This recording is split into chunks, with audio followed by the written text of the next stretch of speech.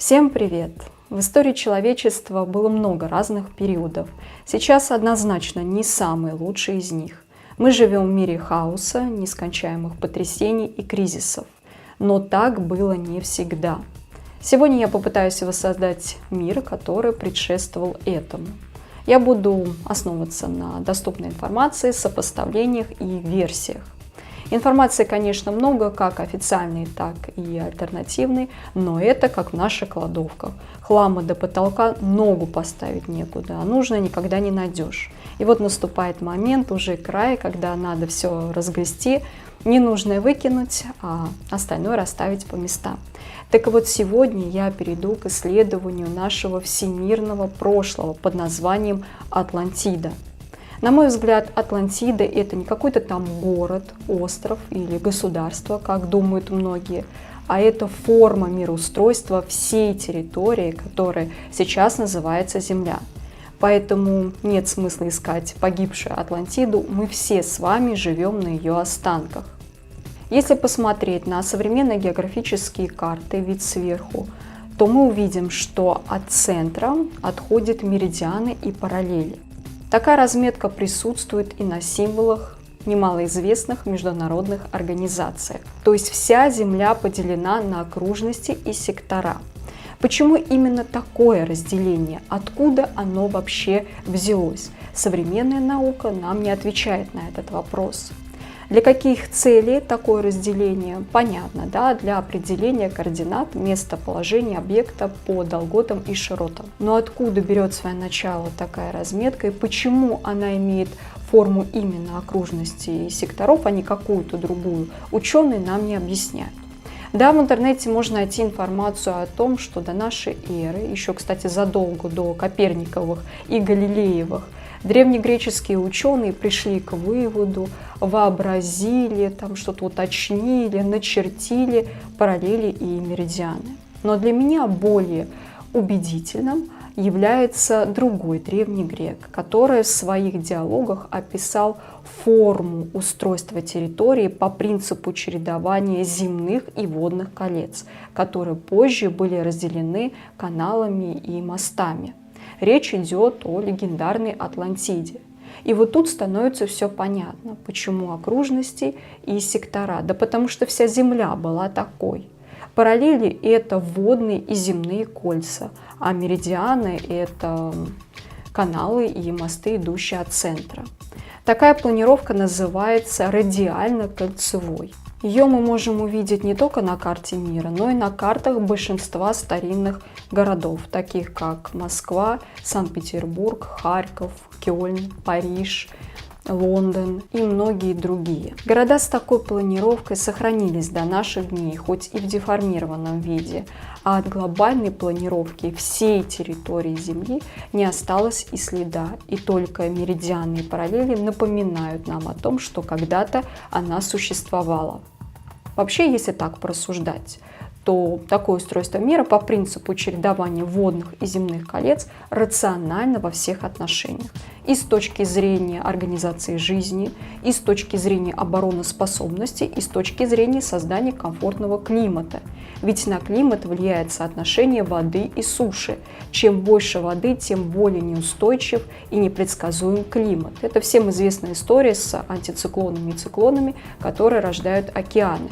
Так вот, в Атлантиде было оптимальное соотношение воды и суши в пользу суши, а не как сейчас, когда 70% всей поверхности заняты водой. Причем из-за хаотичного расположения суши где-то поток очень сильный, где-то слабый, где-то температура течения высокая, где-то низкая. В общем, полная неразбериха.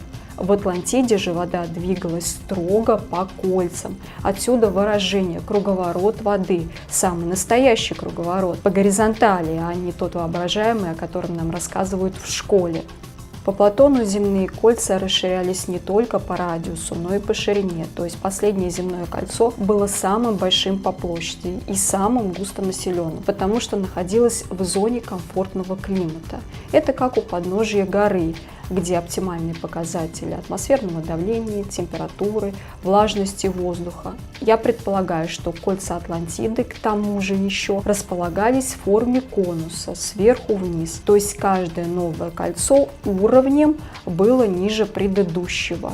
Исходя из той информации, которую предоставляют нам современные географические карты и моего представления об Атлантиде, северные территории Евразии и Америки располагались в ближайшем от центра земном кольце, а Австралия и юг Америки в самом последнем, комфортном, от которого практически ничего не осталось. С точки зрения такого мироустройства многие выражения становятся ясными и понятными, как, например, параллельные миры. Это понятие сейчас используется в области эзотерики. Но во времена Атлантиды это была самая что ни на есть реальная реальность. Одно кольцо располагалось над другим, на параллельных платформах, так называемые пояса жизни. Кстати, тоже всем известное понятие. И вот в этой ситуации его смысл раскрывается глубже, становится понятно, почему пояса жизни, а не что-то другое. В итоге пояса жизни стали кругами ада. Мы до сих пор используем такое слово, как «закругляться», когда говорим о завершении какого-то дела. И этот глагол прямо указывает на то, что в недавнем прошлом все созидательные работы выполнялись по принципу колец, то есть в виде круга. Есть еще слово «терраса». Мы себе это представляем как какую-то пристройку, новую ступень. Но слово «терра» означает «земля», то есть речь идет о земной ступени. В моем городе, где я живу, в Ульяновске, есть даже районы с таким названием «Верхняя и Нижняя терраса», то есть верхняя и нижняя ступени земли, перепады высот которых составляют 60 метров. Причем нижняя терраса находится ниже уровня Волги, прямо под самой дамбой. Это очень напоминает устройство Атлантиды, только в масштабах города. Есть еще такое понятие, как кругозор, то есть это обзор по кругу. В общем, понятий, выражений, которые напоминают нам о реальном строении Земли, на самом деле много. Естественно, я вспомнила не все. Если вам какие-то придут на ум, обязательно пишите в комментариях. Если рассмотреть эту информацию с точки зрения сатанистов-каннибалов, которые управляют останками Атлантиды, то воплощением великой цивилизации, ее, так скажем, убогой копией является, вы не поверите, свадебный торт. Деление торта на сегменты, поедание этих кусков, крошки, останки на блюде – все это очередной сатанинский обряд причастия. Через это делают людей соучастниками краха Атлантиды. Вот если так подумать, мы повержены, живем на останках великой цивилизации, а при этом празднуем ее уничтожение, пусть даже символическое, через процедуру поглощения свадебного торта. В общем, очередной пир во время чумы. Итак, так кто же такой властелин колец? Кто захватил и уничтожил Атлантиду? Платон в своих диалогах говорит о брате Зевса и Аида, Посейдоне или Нептуне, известном боге воды. Но мало кто знает, что бог воды изначально был богом землетрясений, и их он вызывал ударом своего трезубца. Я считаю, что это было мощное энергетическое оружие на основе атмосферного электричества. И хотя Платон говорит о Посейдоне как о хозяине Атлантиды, на деле же он был ее захватчиком, потому что он вошел в историю не как царь или творец великой цивилизации, а как бог землетрясений и воды, что и погубило Атлантиду. То есть Атлантида погибла в результате землетрясения и потопа.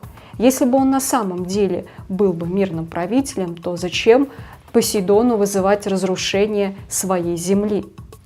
Кстати, интересный факт. Я нашла информацию о том, что именно Посейдон создавал источники соленой воды, то есть до него вся вода была пресная.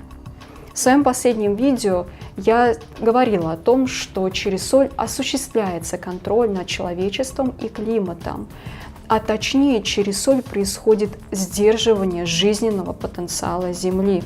И кто бы что ни говорил про моря, океаны и их обитателей, морские млекопитающие, крупная рыба, такие как гренландские киты, скаты, осьминоги, моржи, тюлени, белые медведи, все же предпочитают северные и глубинные воды, где концентрация соли минимальная.